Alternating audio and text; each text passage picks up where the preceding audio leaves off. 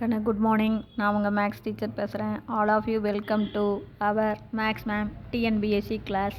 கண்ணு நம்ம இன்றைக்கி பார்க்க போகிறது ஃப்ராக்ஷனில் சிம்பிளிஃபை தான் பார்க்க போகிறோம். பாருங்கண்ணா 3/7 ப்ளஸ்ஸு 2/3 புரியுது கண்ணா?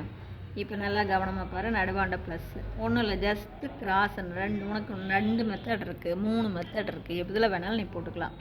ஒன்று கிராஸ் மல்டிபிள்கேஷன், இது கிராஸ் மல்டிபிள் பண்ணி டினாமினேட்டரை மல்டிபிள் பண்ணணும். 3 3s are 9 plus 2 7s are 14 divided by 3 7s are 21. அப்போ மேலே ஆட் பண்ணினா 23 டிவைடட் பை 21.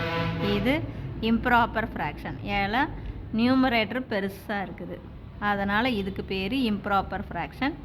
இப்படி மிக்ஸ்டு ஃப்ராக்ஷனில் ஆன்சர் சப்போஸ் கொடுத்துருந்தாங்கன்னா அப்போ உனக்கு வந்து இந்த 23யை 21ஆல் டிவைட் பண்ணும்.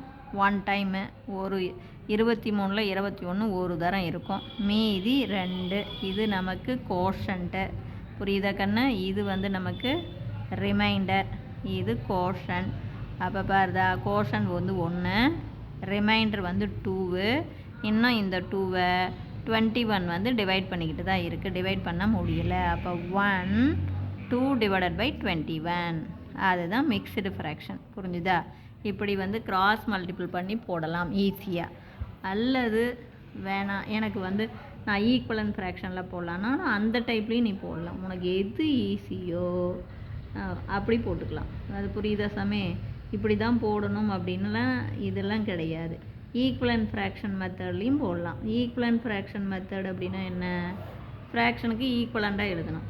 பாரு 3/7 மேலே 3 டேபிள் என்ன, 1 3 is 3, அப்புறம் 2 3s are 6, 3 3s are 9, 4 3s are 12.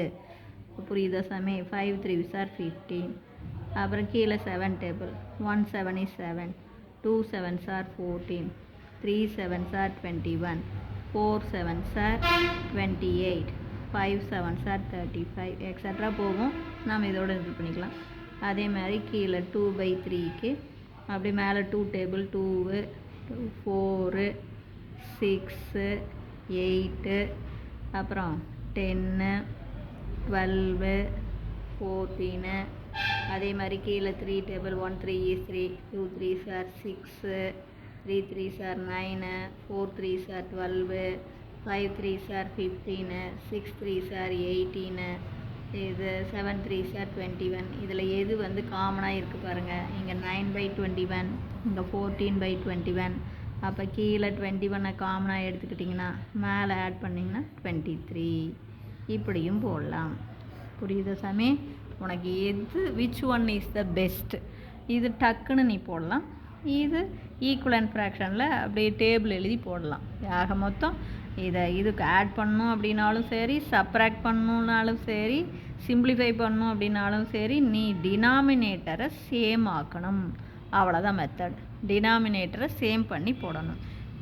புரியுதா? இந்த டினாமினேட்டரை சேம் ஆக்கிறதுக்கு ரொம்ப ஈஸியான method cross multiple, denominator multiple, இவ்வளவு தான். இல்லை இன்னொரு மெத்தட்லையும் போடலாம். இந்த 3 எடுத்து போத் இங்கே பெருக்கு, இந்த 7 எடுத்து போத் இங்கே பெருக்கு, அப்பயும் போடலாம். அப்படி இது அனதர் மெத்தட். இன்னொரு மெத்தட் அனதர் மெத்தட் போட்டிங்கன்னா இங்கே பார் 3/7. இப்போ பார்த்தீங்கன்னா 3/7 ப்ளஸ்ஸு 2/3.